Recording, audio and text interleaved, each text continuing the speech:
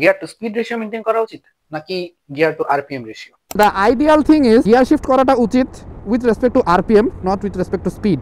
অর্থাৎ এই যে আমি প্রতিটা গিয়ার শিফট করতেছি whenever I am reaching 6000 or more RPM, এটা আমরা অনেকেই করি না।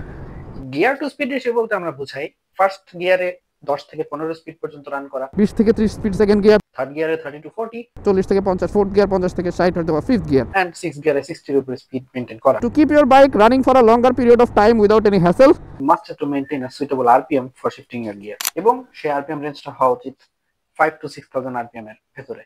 আরপিএম 6000 ক্রস করার পরেই আপনার গিয়ারটা যদি আপনি শিফট করেন, দেন আপনার বাইকটা একটা রিলেটিভলি গুড আরপিএম অর্থাৎ হাফ অফ ইটস লিমিটার সেরকম জায়গাতে চলতেছে। কিন্তু কেন এই গিয়ার টু আরপিএম রেশিওটা মেনটেন করা উচিত?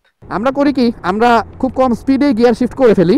যখন বাইক লো আরপিএম এ রান করে তখন আমাদের বাইকের ভিতরে কানেক্টিং রড এবং অন্যান্য যে সকল ইঞ্জিনের কম্পার্টমেন্ট আছে সেই পার্টসগুলোর বেশ ক্ষতি হবে। কারণ কি, যত কম আরপিএম আপনি বাইক রাইড করতেছেন তত বেশি শিয়ার স্ট্রেসে এই কম্পোনেন্টগুলো থাকে। কিন্তু যখন আপনি বাইক হাই আরপিএম এ রান করছেন তখন এই পার্টস গুলো খুব ফ্রিলি এবং খুব ফাস্ট মুভ করতে পারে, যার কারণে এখানে শিয়ার স্ট্রেস বা প্রেসারটা এরকম শিফটে কিন্তু আপনি মাইলেজ পাবেন কিছুটা কম।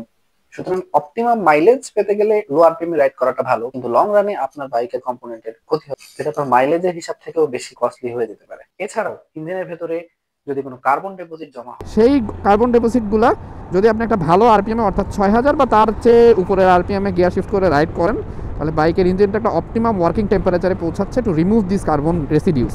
কিন্তু লো আরপিএম এ রাইড করলে বাইক সেই অপটিমাম টেম্পারেচারে পৌঁছাতে পারে, অপটিমাম আরপিএম এবং অপটিমাম টেম্পারেচারে যখন পৌঁছাতে পারছে না, সেই সময় কিন্তু এই কার্বন ডিপোজিট গুলো প্রপারলি ক্লিয়ার হয় না। So for the optimum performance of your engine you must have to ride on an high RPM above or in between 5 to 6000 RPM. আবার যখন বাইকের স্পিড কমে আসতেছে তখন সেই অনুযায়ী রেভ ম্যাচিং করে করে বাইকের স্পিডের সাথে সাথে অর্থাৎ আরপিএম এর সাথে সাথে গিয়ারটা চেঞ্জ করে ফেলাটা খুবই জরুরি।